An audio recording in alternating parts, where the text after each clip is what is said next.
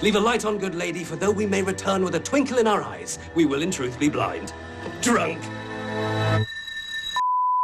Ladies and gentlemen, after a brief intermission, it is day 5 of this review series for Edgar Wright's filmography. We've talked about A Fistful of Fingers, his debut, Shaun of the Dead, Hot Fuzz, and Scott Pilgrim vs. the World. It's day 5, which means it's time for the finale of the Cornetto trilogy, The World's End. Apologies for no content over the last few days. I have been away from the studio. Don't even know if I can really call it a studio. But I'm back and I'm here to talk about The World's End, what many people regard as the worst movie in the Three Flavors Cornetto trilogy by Edgar Wright. What do I think? Let's get that clock started.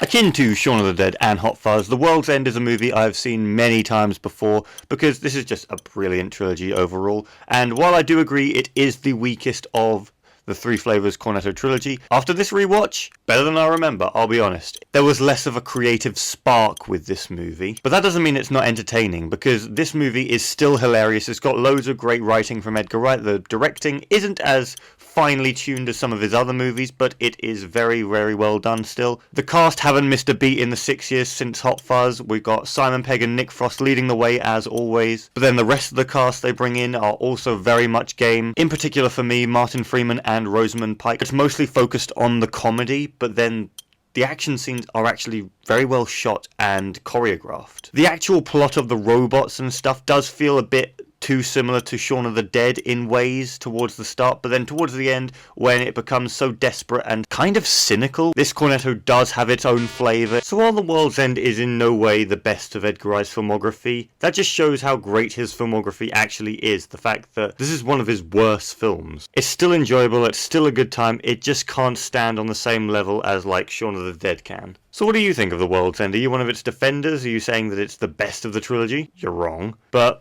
have the debate with me in the comments, and I will see you all very soon with the next edition of this Edgar Wright series.